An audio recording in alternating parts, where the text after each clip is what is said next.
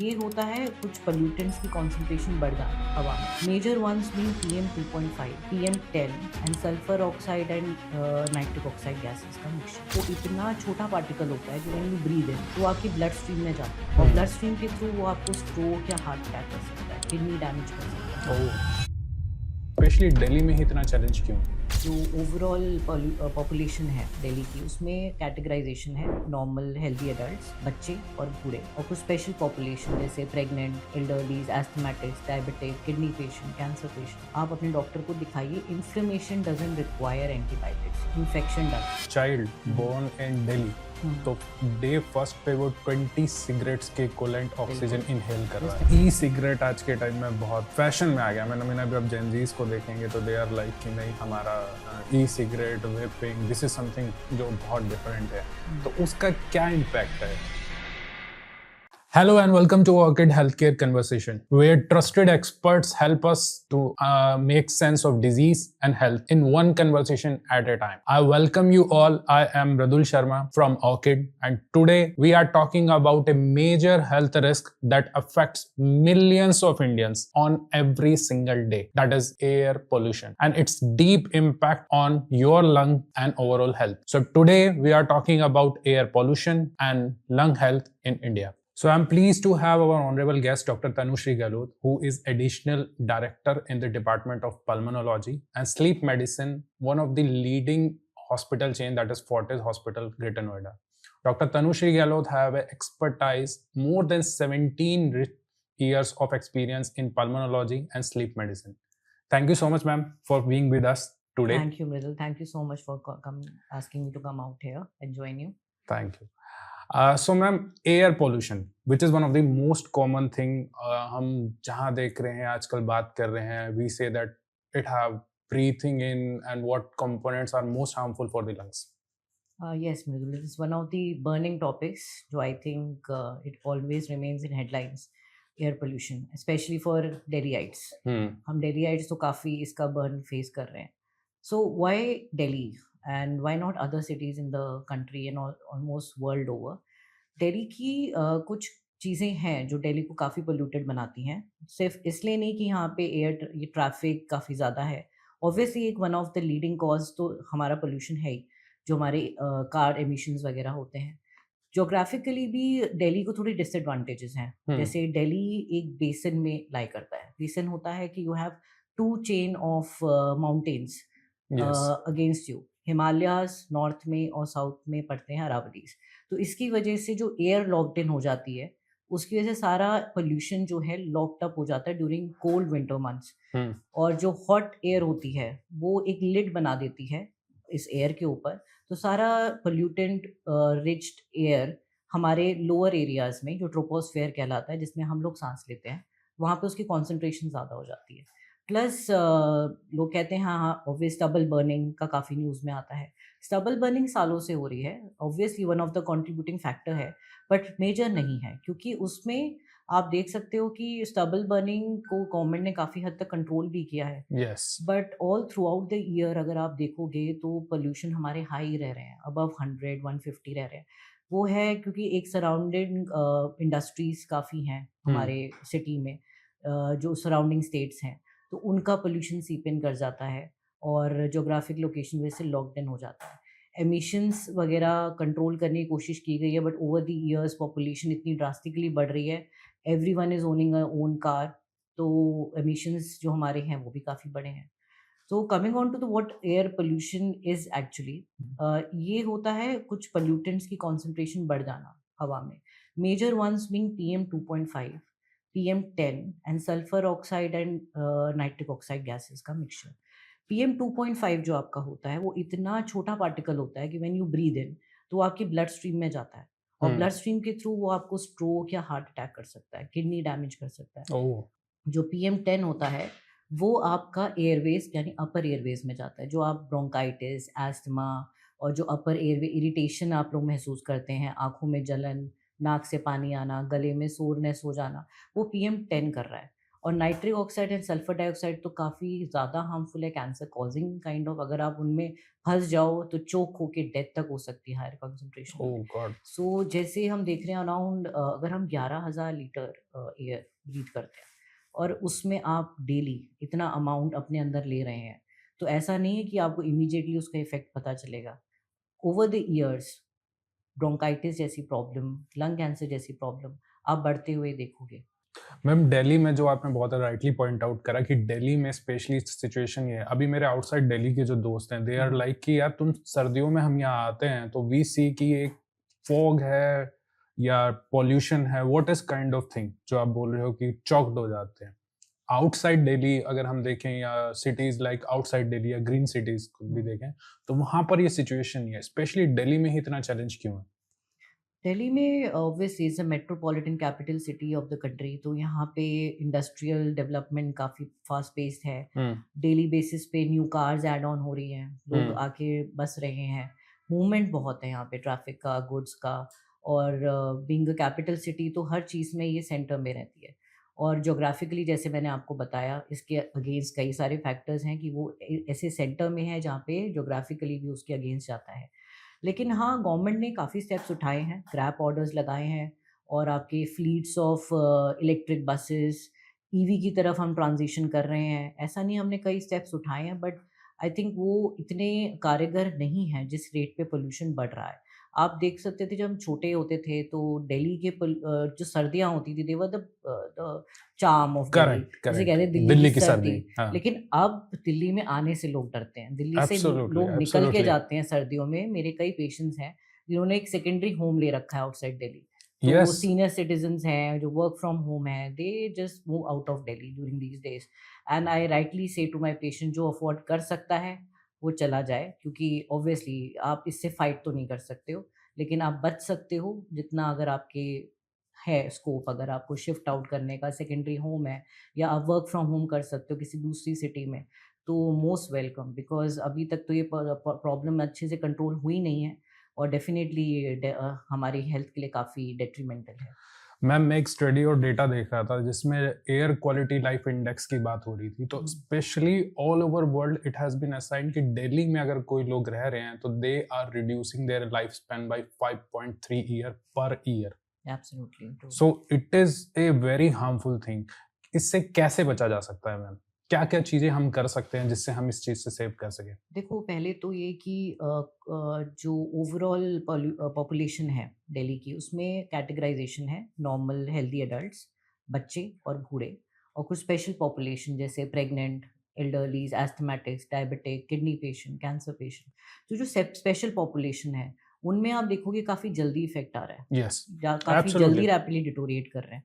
तो इन लोगों के लिए खास प्रिकॉशंस हैं। अगर आप एस्थमेटिक हैं, अगर आपको ऐसी कोई डिजीज़ है, तो आप अपने डॉक्टर से कंटिन्यूअस कंसल्ट में और ऑब्जर्वेशन में रहें, सेल्फ मेडिकेशन नहीं करें। आपको पता रहना चाहिए डेंजर साइंस, कब एस्थमा का अटैक, कब आपको फीवर या आपको चेस्ट पेन डेवलप हो रहा है, इमीडिएटली रिपोर्ट करें अपने डॉक्टर को। सर्दियाँ आने से पहले मैं पेशेंट्स को वैक्सीनेट कराती हूँ और उनको उनकी मेडिसिन रेगुलेट कर देती हूँ। During these days they need special more medicines basically. दूसरी चीज़ जो मैंने नोटिस करी है कि जो पेशेंट्स हैं, जो इन्फ्लेमेशन होती है पोल्यूशन की वजह से, जो सोर थ्रोट और ब्रोंकाइटिस जिसे कहते हैं, जो लोगों को राइट। ज़्यादा होता है, वो सेल्फ मेडिकेट करके एंटीबायोटिक्स वगैरह खा लेते हैं, जो कि गलत है। आप अपने डॉक्टर को दिखाइए। Inflammation doesn't require antibiotics, infection does. और एंटीबायोटिक्स का ओवर यूजेज एक दूसरी प्रॉब्लम खड़ी कर देगा, यानी एंटीबायोटिक रेजिस्टेंस की, जिससे हम ऑलरेडी काफ़ी डील कर रहे हैं। अभी प्रधानमंत्री जी ने भी अपनी बातों में कहा कि एंटीबायोटिक रेजिस्टेंस काफ़ी बढ़ गया है इंडिया में, एंड ये फैक्ट है। हॉस्पिटल में जब कोई पेशेंट एडमिट हो रहा है निमोनिया के साथ, हमारे पास ऑप्शंस नहीं हैं ट्रीट करने के, बहुत ही ओह लिमिटेड गॉड। ऑप्शंस हैं। तो सेल्फ मेडिकेशन करना और अपने आप से इलाज करना I will not recommend. Come to your doctor. अपनी जो स्पेशल कैटेगरीज हैं खासकर वो आएँ, एयर प्यूरीफायर्स वगैरह का यूज़ करें, एयर मास्क आते हैं स्पेशल टाइप के N95 कार्बन मास्क, उनका यूज़ करिए। अच्छी डाइट रखिए। डाइट होनी चाहिए आपकी एंटीऑक्सीडेंट रिच, हल्दी, टर्मरिक, जो हमारी पुरानी चीज़ें हैं हमारे शास्त्रों में लिखी हुई हैं, वो काफ़ी कारगर हैं। आई वाई फॉर देम कि हाँ, आप अच्छी डाइट लीजिए। अपने आप को हेल्दी रखिए, फिजिकल एक्टिविटी इंडोर्स जो आप कर सकते हैं, ऑब्वियसली बाहर सैर करने के लिए, वॉक्स के लिए हम मना करते हैं पीक आवर्स में, लेकिन आप योगा इंडोर्स कर सकते हैं, आप लाइट एक्सरसाइजेज अंदर कर सकते हैं, आप जिमिंग कर सकते हैं। तो ये आपको एक्टिव रखता है, तो एक्टिव रखिएगा तो स्ट्रेस से लड़ने की ताकत क्षमता बढ़ती है।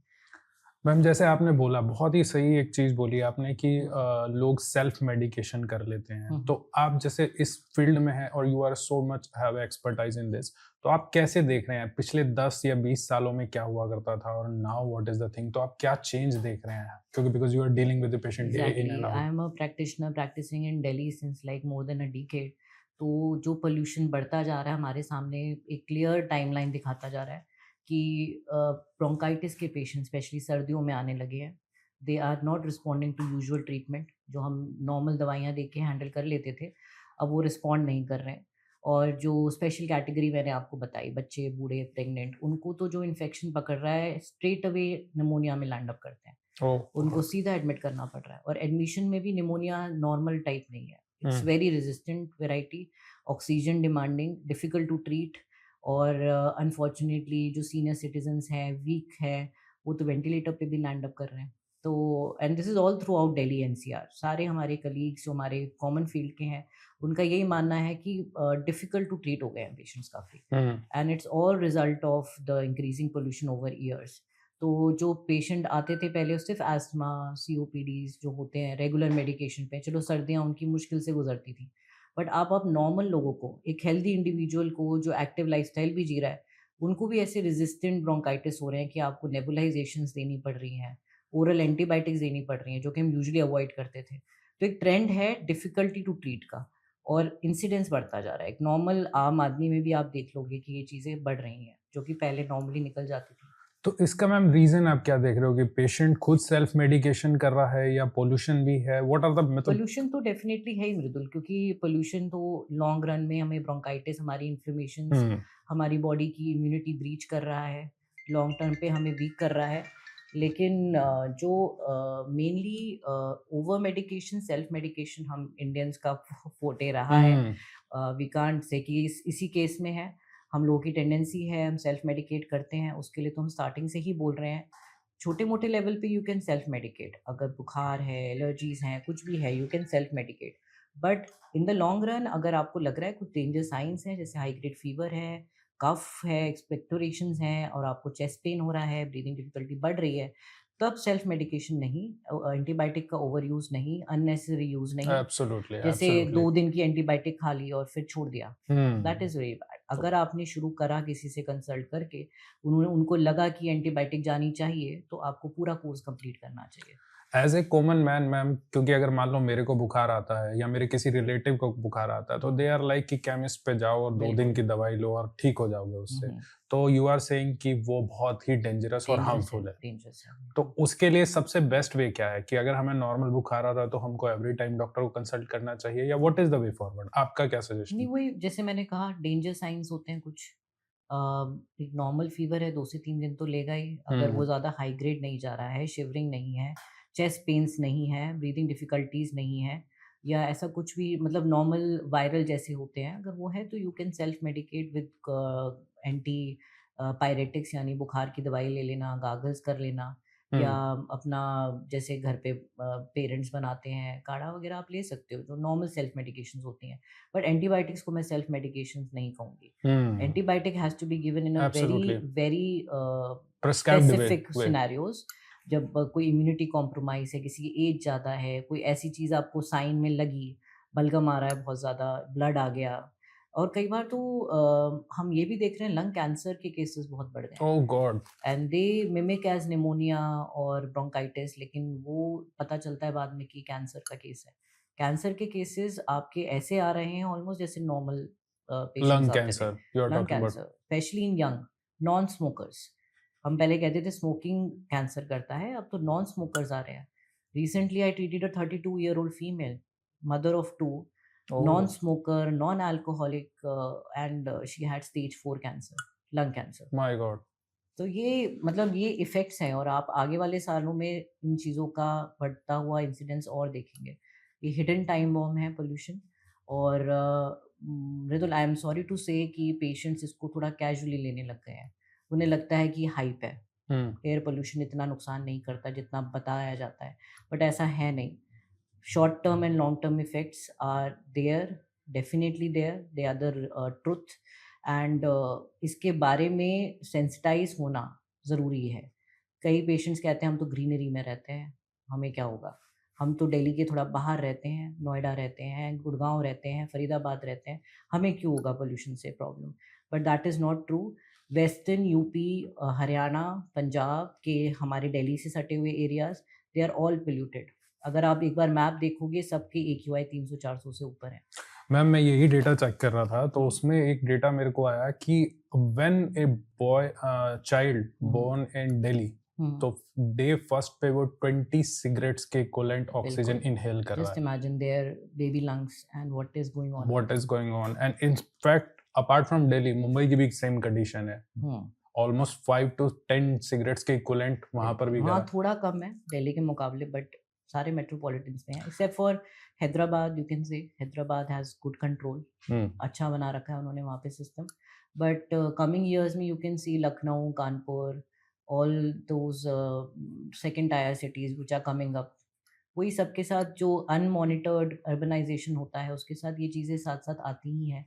तो एक अच्छी प्लानिंग, हमें एक स्ट्रॉन्ग एनवायरमेंटलिस्ट का सपोर्ट, हमारे अर्बन डेवलपमेंट डिपार्टमेंट्स हमें काफ़ी अच्छे चाहिए जो फ्यूचरिस्टिक वे में सोचे। हमारे IITs, हमारे institute of sciences, we need their technical support to counteract all these pollution effects. Ma'am apart from metro cities, जैसे आप बोल रहे हो कि दिल्ली, मुंबई और आने वाले टाइम में लखनऊ और अदर दीज सिटीज में, तो स्मॉलर टाउन्स लाइक लखनऊ या व्हाट वी से कि आउटस्कर्ट ऑफ दिल्ली या आउटस्कर्ट ऑफ मुंबई, तो वहां पर आप क्या चेंज देखे जो पहले नहीं हुआ करता, and what are the things जो आपको लग रही है कि ये रिस्पॉन्सिबल है कि जो आने वाले टाइम में और एयर पोल्यूशन क्रिएट कर सकता है जो पेशेंट को और ज्यादा इम्पैक्ट करेगा। लाइक यू सेड कि हम तो अभी, पेशेंट कह रहा है कि हम तो अभी ग्रीन एनवायरनमेंट में रह रहे हैं तो हमें इतना इम्पैक्ट नहीं है। एक्चुअली मृदुल, इन एरियाज में कंस्ट्रक्शन बहुत हो रही होती है क्योंकि जैसे मेन सिटी तो महंगी हो जाती है, तो people shift towards the outer urban, semi urban areas. Absolutely. इन एरियाज में कंस्ट्रक्शन का कंट्रीब्यूशन बहुत है पोल्यूशन में। Under construction buildings, they are not barricaded properly, dust and construction smoke and dust बहुत उठता है। दूसरा, दिल्ली जैसी सिटीज़ हो गई, इनके अंदर लिटिगेशंस होते हैं फॉर इंडस्ट्रीज, तो इंडस्ट्रीज़ की लिटिगेशन थोड़ी कंपैरेटिवली नेबरिंग स्टेट्स में कम है, तो you have more industry coming up there, industrial pollution बढ़ जाता है। और कार परचेज एंड ओनरशिप तो इन एरियाज में भी काफ़ी, क्योंकि नए लोग शिफ्ट कर रहे हैं, सेटल हो रहे हैं, तो number of cars are also increasing. और जैसे जैसे लोग सेटल हो रहे हैं तो ग्रीनरी भी कम होती जाती है क्योंकि ऑब्वियसली कंस्ट्रक्शंस हो रही हैं। ऑब्वियसली। तो ये कहना कि हम आउटस्कर्ट्स में हैं तो हमें कम पोल्यूशन होगा, ऐसा नहीं है, क्योंकि वो पूरा एटमॉस्फेयर जो होता है वो कई किलोमीटर्स तक फैला होता है। तो ऐसा नहीं कि सिर्फ सिटी के अंदर फिर बाहर एक बाउंड्री आ गई उसके बाद पोल्यूशन खत्म हो गया। It's a air atmosphere, so it spans lot of kilometers, hundreds of kilometers। और जो ज्योग्राफिकल फैक्टर है वो सिर्फ दिल्ली का नहीं है, दिल्ली की नेबरिंग स्टेट्स पे भी अप्लाई करता है। एब्सोल्युटली। तो नेबरिंग, और यही लखनऊ भी सब प्लेन्स में है, जो प्लेन्स वाली सिटी हैं और जो इनगल्फ्ड हैं हिमालयाज वगैरह उनके नॉर्थ में पड़ते हैं, सबके साथ ये फैक्टर है कि मूवमेंट ऑफ एयर ब्लॉक हो जाती है विंटर्स में और पोल्यूशन वहाँ कॉन्सेंट्रेट हो जाता है। तो ये चीज़ें almost everywhere, whether you are in the heart of the city or you are on the outskirts, more or less थोड़ा सा 10-20% का फ़र्क होगा एक सेंट्रल दिल्लीite में और एक नोएडा वासी में। सिर्फ इतना ही फ़र्क होगा कि उन्हें 20% पोल्यूशन कम मिल रहा होगा, but still their lungs are exposed to high levels of pollution nonetheless. एक इम्पॉर्टेंट चीज मैम जो मैं देख रहा था कि हम इंडोर कुकिंग से भी बहुत पोल्यूशन के चीजें हैं। In fact the data is that कि 7 lakhs of death happen due to indoor cooking. तो अब क्या कुकिंग करना छोड़ दें? मतलब व्हाट इज द थिंग? नहीं, कुकिंग तो नहीं, ऑब्वियसली हमारा जो कुकिंग मेथड है इंडियंस का इज मोर ऑयल बेस्ड, तो फ्यूम्स काफ़ी बनते हैं उसमें। We have switch to CNG, but अभी भी जो थोड़े से सेमी अर्बन एरियाज हैं वहाँ पे चूल्हा भी यूज आज होता भी है। चल रहा है। हाँ, अभी भी मुझे पेशेंट्स कहते हैं कि भाई घर वालों को चूल्हे की रोटी चाहिए, हाँ, अभी भी चल रहा है। Which is very sad affair, क्योंकि मतलब ऑब्वियसली ये चीज़ों के लिए अवेयरनेस चाहिए अच्छे से कि COPD और ब्रोंकाइटिस जैसी बीमारियाँ आती है। और उसमें भी जो अर्बन घर हैं, जैसे फ्लैट्स हैं, उनमें वेंटिलेशन ठीक से नहीं है, जैसे चिमनी कईयों में नहीं है, एग्जॉस्ट फैन होगा तो वो भी ऐसे ही चल रहा होगा कि बस चल रहा है, एग्जॉस्ट तो नहीं निकाल रहा होता बाहर। तो अच्छा वेंटिलेशन जो है किचन्स का मिसिंग है। और आप फ्राइंग कर रहे हो, उसमें आप ऑयल का यूज़ कर रहे हो, तो वो चीज़ डेफ़िनेटली आपके अंदर फ्यूम ज़्यादा भरती है। तो वो चीज़ का टेक केयर करना चाहिए कि अगर आपका किचन जैसा भी हो, जितना वेंटिलेशन का उसका स्पेस है, उतना उसमें एडजस्ट हो रहा हो, उतना आप एक्नॉलेज कर रहे हो कि आपने इस एरिया को वेंटिलेट ठीक से कर लिया है, जो कि मिसिंग होता है काफ़ी। एब्सोल्युटली। डेफ़िनेटली। मैम जैसे हम देखते हैं कि एक कॉमन आदमी, मेरे जैसा बंदा जो मेट्रो में जाता है हुँ, और दिल्ली के पॉल्यूशन में रहता है, हुँ। तो उस वो अपने आप को एयर पॉल्यूशन से कैसे बचा सकता है? बाय यूजिंग मास्क, और कौन-सा मास्क हमें यूज़ करना चाहिए कि मैं वो प्रिकॉशन लूँ जिससे मैं अपनी हेल्थ को बचा सकूँ? तो वो क्या-क्या चीज़ें करनी चाहिए? देखिए definitely mask is the only way out अगर आप आउटडोर जा रहे हो, क्योंकि और तो कोई तरीका है नहीं, आउटडोर्स अब निकल रहे हो तो। मास्क भी डिफरेंट टाइप्स के होते हैं, there are N95 mask. Yes. N95 में भी single layer, double layer, triple layer आता है। और इसमें कार्बन मास्क आते हैं, क्योंकि कार्बन फ़िल्टर्स भी काफ़ी अच्छे से अब्ज़ॉर्ब करते हैं चीज़ों को। लेकिन जो क्लॉथ मास्क होता है, कपड़े जो का घर पे मास्क, बना लेते हैं। हाँ, लोग जो काफ़ी यूज़ कर रहे हैं, बाय कर रहे हैं। और मुझे लगता है क्लॉथ मास्क का तो इसमें कोई फ़ायदा नहीं है, क्योंकि N95 की जो फ़िल्टर साइज़ होता है वो PM 2.5 और 10 को फ़िल्टर कर सकता है। ओके। ये कार जो आपका कॉटन मास्क है और ये कपड़े वाले मास्क हैं, ये ऐसा कुछ नहीं कर सकते। सर्जिकल मास्क क्या हेल्पफुल है? सर्जिकल भी नहीं कर पाता, उसकी भी फ़िल्ट्रेशन पावर इतनी नहीं होती। तो N95 को अगर मैम हम देखते हैं तो हुँ। ये एयर पॉल्यूशन से हमें कितना परसेंट, मतलब वी अंडरस्टैंड कि एयर आप पॉल्यूशन से हम नहीं बच मतलब पाए। ऑब्वियसली जब तक आपने पहना हुआ है इट फ़िल्टर्स, लेकिन ओके। आप कितना पहन लोगे पूरे दिन में उसको? जब आप ऑफ़िस में काम करोगे या आप कन्वर्स करते हो तो ऑटोमैटिकली आप हटा देते हो।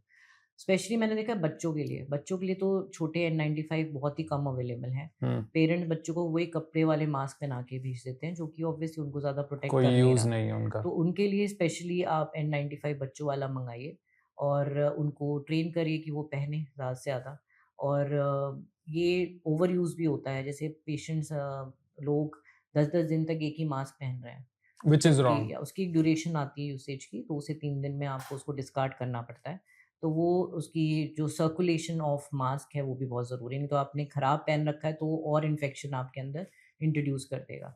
और एक और पॉइंट मैं यहाँ पे मास्क के लिए उठाऊँगी, जो मैंने कई लोगों को देखा है, वॉक और एक्सरसाइज़ लोग मास्क पहन के कर रहे होते हैं। हुँ। आउटडोर खेलने गए हुए हैं, जैसे एक मेरे पेशेंट है वो गोल्फ खेलते हैं, तो वो N95 मास्क पहन के खेल रहे थे, उनको साँस का अटैक आ गया।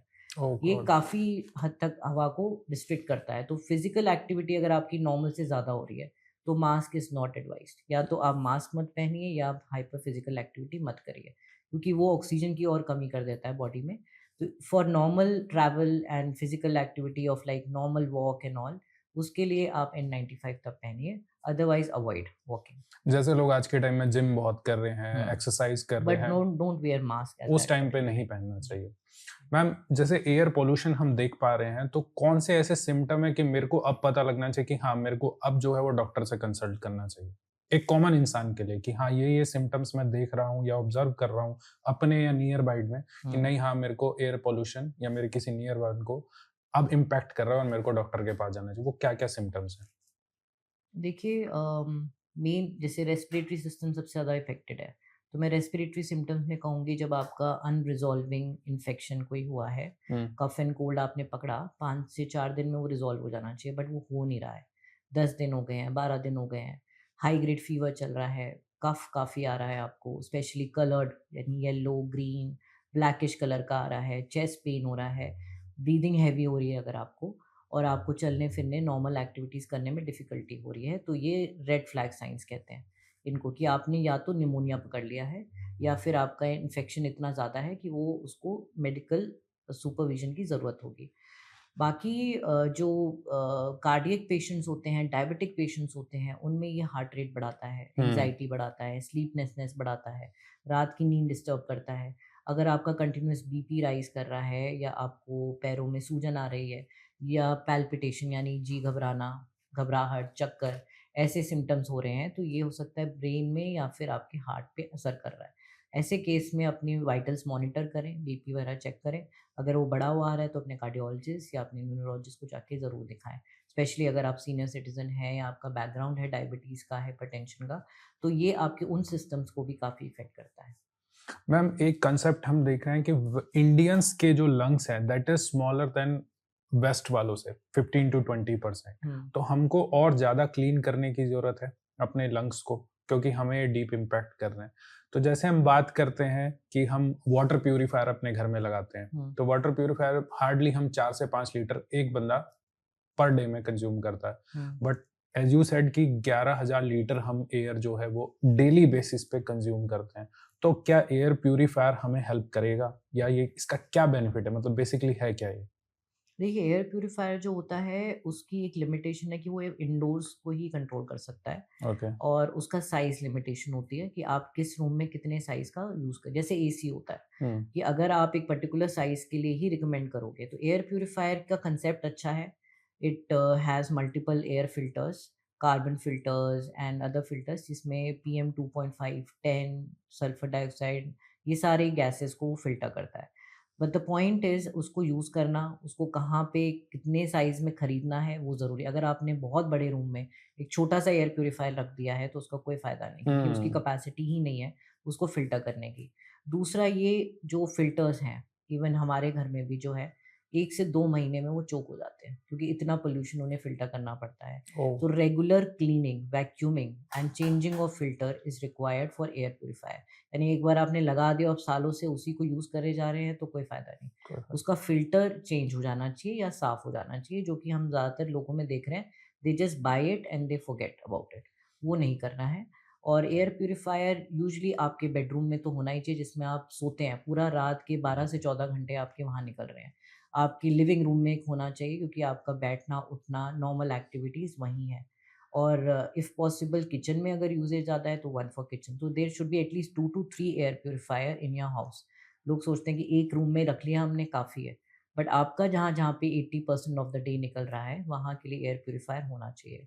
One more point to add, there are air purifiers also. Some आजकल आ रहे हैं। cars have inbuilt by the manufacturer and some you can buy, क्योंकि कार में भी डेली आइट्स का काफ़ी टाइम निकलता है। When they absolutely. travel up and down, traffic jam में फँसे हैं, तो एयर प्यूरीफायर एक आपकी कार का भी अच्छा होना चाहिए, क्योंकि अंदर बैठे हो आप इतने घंटों तक, वो भी पीक ट्रैफिक आवर्स में जहाँ पे पीक ऑफ पोल्यूशन है। तो invest in that, that is a smart investment for your health. And some people negate it, कहते हैं तो एयर प्यूरीफायर बेचने वालों के प्रचार हैं, ऐसा कुछ नहीं होता। नो, दे डू हेल्प, क्योंकि we have this air purifier जिसमें हमारा इंटरनल AQI भी दिख जाता है। तो जब भी हम लोग विंडोज़ या खिड़की खोलते हैं, दरवाजे खोलते हैं, it shoots up. it we can see the difference between the AQI levels being monitored on the air purifier। तो वो मतलब अगर आप बाहर का कुछ नहीं कर सकते हो, एटलीस्ट आप अपने इंडोर्स को थोड़ा सेफ रख सकते हो। और स्पेशली जिन लोगों को ब्रोंकाइटिस है, एस्थमेटिक है, उनके लिए तो अंदर भी अगर पोल्यूशन मिलेगा तो उनके लिए तो बहुत ही मुश्किल हो जाता है।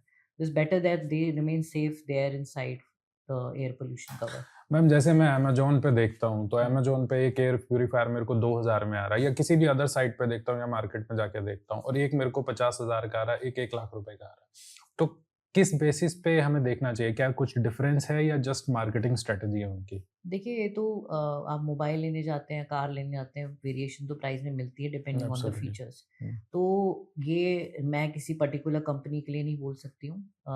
आई don't want to name any particular company, but there are different manufacturer, there are different brands. आपको जो चूज़ करना चाहिए ऐसा एयर प्यूरीफायर, जैसे मैंने कहा, साइज़ स्पेसिफिक, आपके कमरे के साइज़ के हिसाब से प्यूरीफायर होना चाहिए। सेकेंडली, जो कंपनी है should be N establish one. सिर्फ चाइनीज़ एयर प्यूरीफायर जिनका पता भी नहीं कि आप यूज़ करेंगे वो क्या ही कर रहे हैं और कब ख़राब हो जाएँ, एक अच्छी एस्टैब्लिश कंपनी ज़रूर लीजिए। तीसरी चीज़, उनके रिप्लेसमेंट्स, यानी उनके जो प्यूरीफायर के जो आपके फ़िल्टर्स हैं, they should be easily available in the market. Um. अगर वो ख़राब हो रहे हैं तो ऐसा कंपनी ना हो कि प्यूरीफायर के फ़िल्टर्स ही फ़िल्टर ही नहीं अवेलेबल मिल नहीं रहा। है। और तीसरी चीज़ कि उसको मेंटेन करना है, कभी कोई ख़राबी आती है तो उनके सर्विस सेंटर्स होने चाहिए। क्योंकि अभी के लिए नहीं, आप आगे 10-11 साल के लिए तो एयर प्यूरीफायर यूज़ करेंगे, तो उसका मेंटेनेंस और उनकी रिपेयर हो जानी चाहिए। अगर ये फैक्टर्स आपके कोई भी कंपनी सॉल्व कर रही है, आपको ये बेसिक मिनिमम वो दे रही है, तो आप कोई भी लीजिए, चाहे आपका बजट 50,000 का है, चाहे 2,000 का। आपके फीचर्स टिक हो जाने चाहिए, उसके हिसाब से you can purchase any air purifier. I am not recommending any particular one. Ma'am, एक इंडिविजुअल को अपने को और अपनी फैमिली को बचाने के लिए टॉप 3 चीजें ऐसी क्या करनी चाहिए जिससे वो अपने लव्ड वंस को पोल्यूशन से बचा सके? तो वो कौन-कौन देखिए सी चीजें हैं? टॉप 3 में तो अगर हो सके प्रैक्टिकली तो दिल्ली एनसीआर के सिटीजन्स नहीं रहिए, लेकिन that is not practically true, feasible, या क्योंकि आपका घर, आपका परिवार, आपकी जॉब, सब कुछ यहाँ पे है, तो इट्स इम्प्रैक्टिकल टू से सो। लेकिन हाँ, first of all keep yourself active, physically active. और सर्दियाँ हैं, कई लोग ठंड के मारे ज़्यादा करते नहीं, तो आपको फिजिकली एक्टिव रहेंगे तो आपके जो पॉजिटिव हार्मोन्स हैं, जो आपके स्टेरॉइड्स हैं बॉडी के, वो लड़ेंगे पोल्यूशन से। अच्छी डाइट लीजिए, स्ट्रेस फ्री रहिए, नींद पूरी करिए, तो आपकी अपनी बॉडी थोड़ी रेडी रहेगी पोल्यूशन के लिए। तीसरा, डॉक्टर्स का टाइमली कंसल्टेशन, सेल्फ मेडिकेशन जो हमने बात करी। अगर आपको रेड फ्लैग्स मिल रहे हैं तो आपको उस समय अपने डॉक्टर्स को या अपने लोकल फिजिशियंस को दिखाना है। तीसरा, इंडोर एयर पोल्यूशन का ध्यान रखें, अच्छा एयर प्यूरीफायर लें। ऐसा नहीं है, लोग कहते हैं हम घर पे हैं तो हमें पोल्यूशन नहीं मिल रहा होगा। बाहर के और अंदर के पोल्यूशन में ज़्यादा फ़र्क नहीं होता है। तो ये चीज़ें आप अपने लेवल पे कर सकते हैं। As a citizen of the society आप मेक श्योर कर सकते हैं कि आप पब्लिक ट्रांसपोर्ट ज़्यादा यूज़ करें। पब्लिक ट्रांसपोर्ट पे हमारे प्राइवेट एमिशंस थोड़े कम हो जाएँगे। जैसे बाहर की कंट्रीज़ हैं, they use more of public transport, तो वो सारे इलेक्ट्रिक व्हीकल्स हैं और पोल्यूशन फ्री हैं। That will help in a bit, that bit we can do from ourself, plant more trees and try to minimize the pollution contribution from each and every person। अगर इतने करोड़ की population है दिल्ली की, अगर एक-एक जना भी करेगा, तो ओवरऑल क्युमुलेटिव इम्पैक्ट इफ़ेक्ट तो आएगा, काफ़ी आएगा। बहुत इम्पैक्ट आएगा। बिल्कुल, हम अपने खुद के कंट्रीब्यूशन को अंडर एस्टिमेट करते हैं और सिर्फ़ अथॉरिटीज़ के लिए ही बोलते हैं, लेकिन अगर हम अपना भी कंट्रीब्यूशन करेंगे, why not?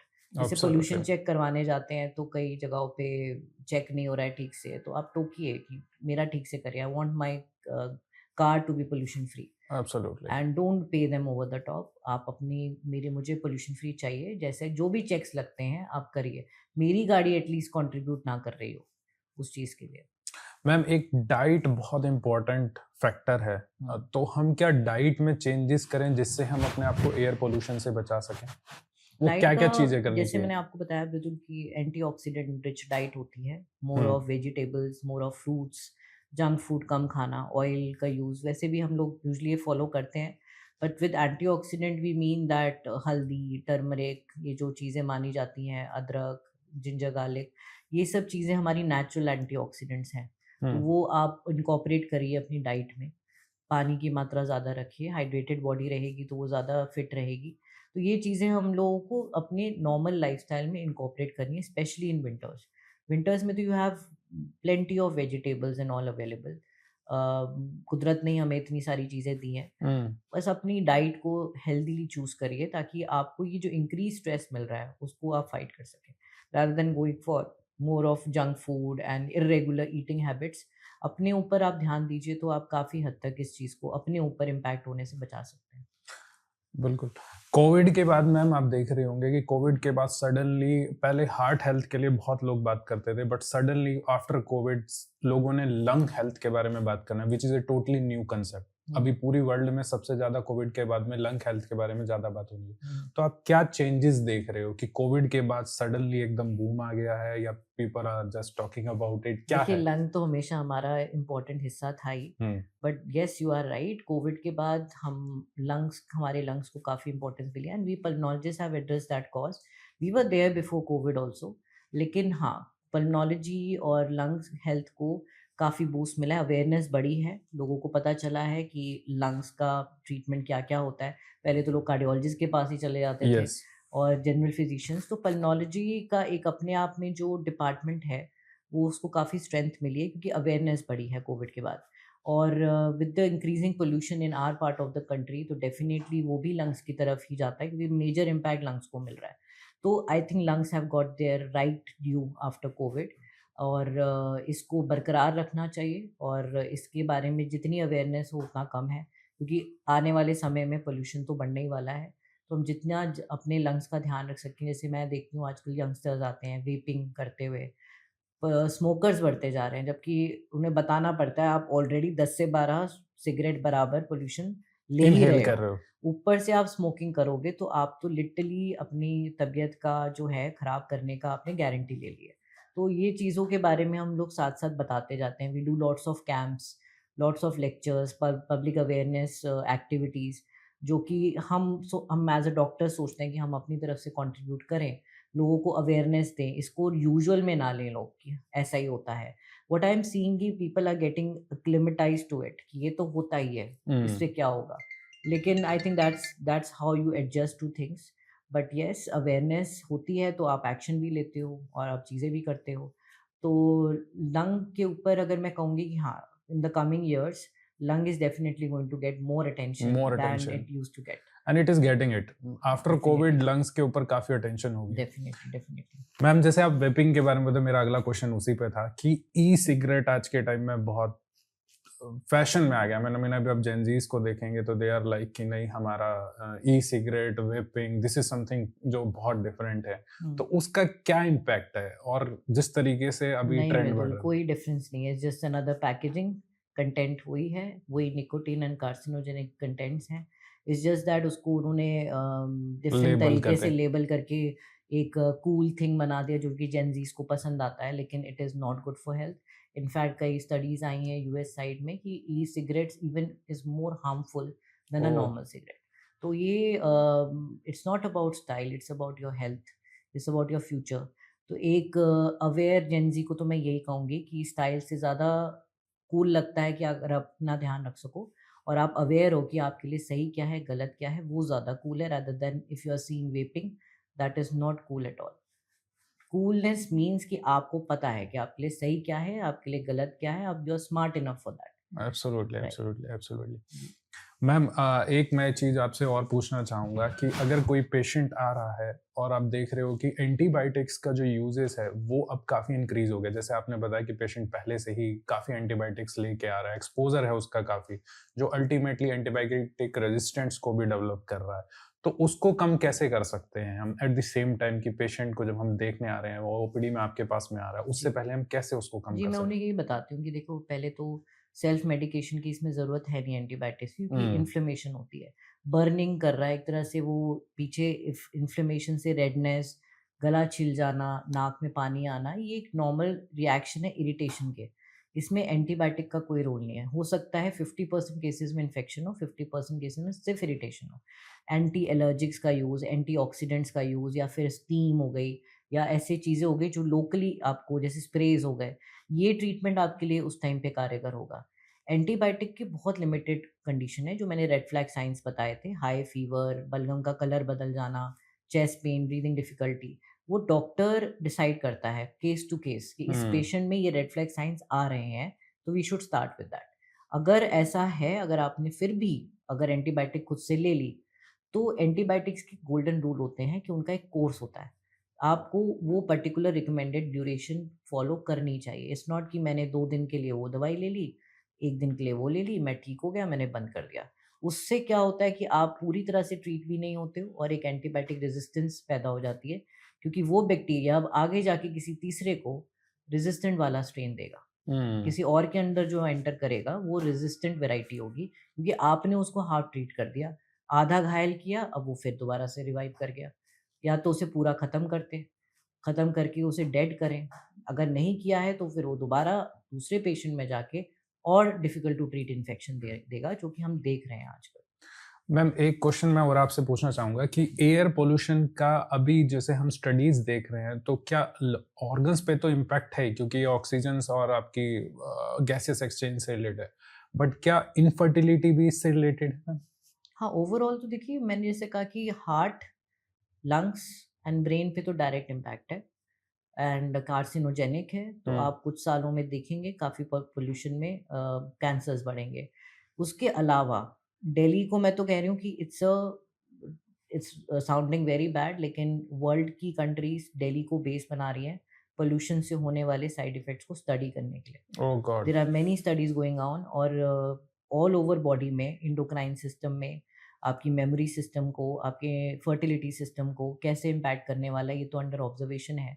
But definitely infertility बढ़ी है, not only with air pollution, जो हमारे ये पोल्यूटेंट्स, ये आपके जो डिसइंफेक्टेंट्स हम यूज़ करते हैं, फर्टिलाइजर्स में जो हम पेस्टिसाइड्स वगैरह यूज़ कर रहे हैं, उसका तो इनफर्टिलिटी पे पहले से ही इस्टेब्लिश्ड इफेक्ट है, और एयर पोल्यूशन भी कर रहा ही है। कोई इस्टेब्लिश स्टडी नहीं है अभी तक direct, but in the coming years that as the studies are going on, आप जल्दी सुनेंगे इनका क्या डायरेक्ट इफेक्ट है। मैम योगा की बात करते हैं तो योगा आयुर्वेदिक, क्योंकि कुछ लोग आयुर्वेदिक और योगा पे भी बहुत ट्रस्ट करते हैं, तो क्या इससे अपनी हेल्थ को बेटर कर सकते हैं एयर पोल्यूशन से बचने के लिए? डेफिनेटली, और इसका क्या इम्पैक्ट है being an basically? allopathic doctor, I still support homeopathy and allopathy as a parallel branch. Ayurvedic का जो इफेक्ट ज़्यादातर प्रिवेंटिव होता है, rather than some cases beyond curative नहीं होता, बट इसका मेन, मैं भी खुद जैसे आयुर्वेदा फॉलो करती हूँ, तो इसका प्रिवेंटिव रोल ज़्यादा है। डाइट मॉडिफिकेशंस और क्या आप डेली रूटीन में अपने कर सकते हैं, तो वो चीज़ अगर आप लगाते हैं अपने डेली रूटीन में, तो डेफिनेटली आपके लिए कुछ एडवांटेजेस हैं। एंटीऑक्सीडेंट डाइट जो मैंने आपको बताई, वो आयुर्वेदा से ही उत्पन्न होती है। वहीं से उनका वो है कि ये चीज़ में ये होता है, ये चीज़ में होता है, इसका कॉम्बिनेशन लेंगे तो ऊर्जा बनेगी ज़्यादा। कफ पित्त करके जो होता है, जैसे कफ होता है, कफ के लिए स्पेसिफिक डाइट है, पित्त वालों के लिए स्पेसिफिक डाइट है। तो वो सिचुएशन में आयुर्वेदा आपको गाइड करेगा आपकी डाइट चूज़ करने में। और दूसरा ये भी, योगा जो है वो इंडोर एक्टिविटी एक तरीके से, जो कि हम कर सकते हैं। आउटडोर्स इज़ रिस्ट्रिक्टेड, तो इंडोर के लिए योगा काफ़ी अच्छा है कि आप अपने आप को फिट रख सकते हैं, फ्लेक्सिबल रख सकते हैं। तो दोनों का काफ़ी मेजर रोल है। इससे पहले कि आप बीमार पड़ें, उसका इम्पैक्ट पड़े, इन दोनों से आप प्रिवेंशन स्ट्रैटेजी रख सकते हैं अपनी। एंटीऑक्सीडेंट की आपने बात करी, तो एंटीऑक्सीडेंट में क्या-क्या चीज़ें हैं जिनको मैम हमें यूज़ करना चाहिए जो आयुर्वेदिक प्रिपरेशन में, जो कॉमन एक इंसान के लिए, जैसे हम बात करते हैं कि एंटीऑक्सीडेंट में हम ये चीज़ें यूज़ कर सकते हैं जो अपनी डाइट में एडिट करनी चाहिए पॉल्यूशन से बचने के लिए। तो वो क्या-क्या चीज़ें होंगी जो हम अपनी डाइट में इंट्रोड्यूस करें? एंटीऑक्सीडेंट मेनली तो आपके जो स्पाइसेस होते हैं, ये जिंजर, गार्लिक, टर्मरिक और नीम एंड तुलसी, ये सारी चीज़ें तो एंटीऑक्सीडेंट आपकी मानी जाती हैं, जिसको हम जूसी काढ़े वगैरह में यूज़ करते हैं। इसके अलावा वेजिटेबल, ग्रीन लीफी वेजिटेबल्स हो गए, और नॉन वेज में फ़िश हो गया और सी फूड हो गया। Red meat is not recommended, क्योंकि वो कोलेस्ट्रॉल इंक्रीजिंग ही होता है। और इसके अलावा आपकी जो डाइट में ऑयल का use come, steamed and sautéed vegetables ज़्यादा यूज़ करिए। अपने ऑयल ठीक से चूज़ करिए, आपका जो रिफाइंड ऑयल्स का यूज़ कम होना चाहिए। ये सारी एंटीऑक्सीडेंट एक्टिविटीज़ में आती है। More of usage of soup, you can make more salads, और आपका आउटडोर फूड जैसे जंक फूड हो गया या फिर बाहर का खाना हो गया, that you can avoid and go for more of fresh cooking, freshly cook prepared food at home, जो कि पहले हुआ करता था, पहले के ज़माने में। जो बीच में ट्रांजिशन देख रहे हैं, ऑर्डर कर देते हैं सीधा ऑनलाइन, वो सब चीज़ें थोड़ी कम करिए। वो ऑटोमेटिकली कुछ एक्स्ट्रा करने की ज़रूरत नहीं पड़ेगी। आपका home cooked food is the best antioxidant food that you can get, freshly prepared directly from the gas that you're going to eat. The earlier you eat a food, the more antioxidant it is. Oh! Great, great. Ma'am लोग बात करते हैं कि pollution जो है inflammation दे रहा है, कफ आ रहा है, बट इन्फेक्शन नहीं हो रहा है। तो ऐसा ये मिथ है, क्या है? इसके बारे में आपसे पूछना चाहेंगे। देखिए, इन्फेक्शन का जो इन्फ्लेमेशन प्रीसीडिंग स्टेप होता है, अगर इन्फ्लेमेशन सेटल नहीं होगी, बढ़ेगी, तो उस पे इन्फेक्शन आ सकता है ऊपर से, यानी कि एंटर कर सकता है बॉडी में। उसको इन्फ्लेमेटेड जगह प्रेफरेबल होती है। जैसे मैंने आपको स्पेशल पॉपुलेशन बताई, उन लोगों में इम्यूनिटी कम होती है, इन्फ्लेमेशन ज़्यादा होगी, उनको इन्फेक्शन जल्दी पकड़ेगा। और जिन लोगों में वो फाइट ऑफ नहीं कर पा रहे हैं इन्फ्लेमेशन को, उनको इन्फेक्शन लैंड अप हो सकता है। तो every case which gets prolonged या वीक है, उसमें इन्फेक्शन एंटर कर सकता है। ऐसा नहीं है कि नहीं करेगा कभी भी। इन्फेक्शन एंटर किया, अपने साइंस दिखाएगा, अपनी रेड फ्लैग साइंस आएँगे, और बेस्ट जज for that is your doctor. So go and visit your expert. They will decide whether this particular case requires any particular intervention like giving antibiotic, which antibiotic is to be given, कितने दिनों के लिए देनी है, कोई test करवाना है क्या, एक्सरे करवाना है, बलगम की जांच करवानी है, ये आपका एक्सपर्ट डिसाइड करेगा। हम इसी चीज़ के लिए तो ट्रेंड हैं, और आप हमसे राय लेंगे तो हम अपनी बेस्ट एडवाइस देंगे आपको। Absolutely.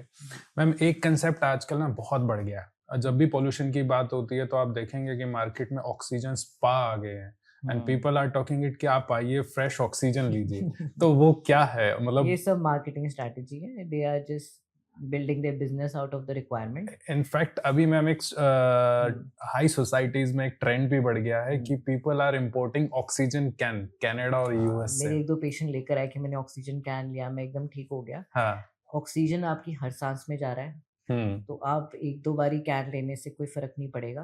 The only way out is leave Delhi and leave the pollution spot. Otherwise ये सब देखिए मार्केटिंग स्ट्रैटेजी, ये तो हर जगह हर टाइम पे जब भी कोई डिमांड बढ़ती है तो ये चीज़ें automatically, and I think that's good. एक बिजनेस आइडिया है जिसको जो लगा सके वो लगा सकता है. That is how business is done. You search the requirement and you provide that thing, that is business for you. तो मैं उनको भी अपनी जगह गलत नहीं बोलती हूँ, बट अगर एज ए मेडिकल एडवाइस आप लोगे, इनका कोई यूज़ नहीं है, कोई बेनिफिट नहीं है शॉर्ट टर्म या long term. They are all fancy cosmetic things. Better to invest in other things which are more helpful for you rather than wasting your time and energy on that. Right ma'am, right ma'am. Ma'am हम listener को इतनी सारी आपने जानकारी दी है, तो कौन सी ऐसी चीज़ होगी जिसे आप कहोगे कि नहीं ये इस पॉडकास्ट के बाद में आपको बिल्कुल याद रखनी चाहिए और इसको प्रैक्टिस करनी चाहिए इस पूरे उसमें? देखिए मैं इसे यही कहूँगी, इसको कहते हैं हम लोग take home message. Yes. Take home message आज का यही है कि जो एक कॉमन मैन है, दिल्लीइट है या दिल्ली एनसीआर का रहने वाला है, उसको अपनी हेल्थ का ज़िम्मा अपने हाथ ही लेना है. अपने आप को फिट रखिए, अपना खाने पीने पे ध्यान रखिए, अपनी लाइफस्टाइल में चेंजेस लाइए. Use air purifier at home. It is not a marketing gimmick. Buy and invest, put your time in searching a good air purifier and bring it home. Use it to the fullest. Mask पहन के जाइए जब भी आप बाहर जा रहे हैं. आउटडोर एक्टिविटीज़ अवॉइड करें, घर पे रहें, घर पे फिट रहें, घर पे योगा प्राणायाम एक्सरसाइजेस करते रहिए. मैं ये नहीं कह रही कि आप फिजिकल एक्टिविटी ज़ीरो कर दें. और दूसरा अपनी तरफ से रेड फ्लैग साइंस जो हमने बताए उन पे ध्यान रखिए. अपने डॉक्टर्स को विजिट करने में डिले नहीं करिए, क्योंकि ये हेल्थ इमरजेंसीज में कन्वर्ट हो जाता है and can have detrimental effects. Last and final is that कि आप किसी को भी पोल्यूशन को कंट्रीब्यूट करते हुए देख रहे हैं या स्मोक करते हुए देख रहे हैं, वेप करते हुए देख रहे हैं, तो educate them, stop them and tell them that you are contributing more to a already disaster happening in the city. अपना contribution करोड़ों दिल्ली and NCR वासी देंगे तो they will make an impact for sure. Rather than criticizing the authorities and just sitting and talking, better है आप अपना जो एक due है वो करें as a good citizen and as a good human. Keep yourself healthy, take precautions and also educate others. If you are seeing this podcast and then you're going to go back home or to your office, discuss these points with your colleagues and your family members. उनको बताइए, उनको educate करिए. So ma'am आप यही बोलना चाह रहे हैं कि एयर पोल्यूशन जो है वो सिर्फ आपकी ब्रीथिंग को इफेक्ट नहीं कर रहा है, वो आपके ओवरऑल सिस्टम को इफेक्ट कर रहा है. आपका नेचुरल सिस्टम जो इम्यून सिस्टम है वो वीक हो रहा है, इन्फेक्शन बढ़ रहा है, और जब इन्फेक्शन ज़्यादा बढ़ रहा है तो दैट मीन्स एंटीबायोटिक का यूजेस ज़्यादा बढ़ रहा है और रेजिस्टेंस हो रहा है. और इसको हम रोक सकते हैं कि अगर हम अपनी ओवरऑल हेल्थ पे काम करें, जिसको हम डाइट और काफ़ी सारी चीज़ों से कर सकते हैं. और एंटी माइक्रोबियल स्टुअर्डशिप प्रोग्राम जो है वो इसी तरीके से काम, so that we can have a sustainable healthcare system. So thank you so much ma'am for your expertise today, and I mean it was a very insight and meaningful discussion which we have gone with Dr. Gehlot today. So she has made a very extremely important message for our viewers, for patient and family, जो आप अपनी family से share कर सकते हैं. I sincerely thank you ma'am for your sharing your time. Thank you Mridul, and thank you Orchid for bringing me on this platform. Thank you ma'am. Thank you so much today. So air pollution does not just affect breathing, it weakens our natural defense system and increase infection, and indirectly drives antibiotic uses. And when antibiotics are used more, it often leads to resistance. So addressing air pollution can prevent infection, and antibiotic stewardship together is very essential for sustainable healthcare. So Dr. Gehlot, thank you so much for your extremely important message for your patients and family to hear. I would like to sincerely thank you for your expertise, time, compassionate and deep insight about the topic of air pollution with us today. To everyone who took time to watch and listen, thank you so much, and live and love better. Together we can make the society better to live in. If you find this conversation helpful, we invite you to like, follow and subscribe to Orchid Healthcare Conversation, where we continue to bring trusted experts together to talk about health in a clear, compassionate, and meaningful way. So thank you so much for being with us today. Thank you.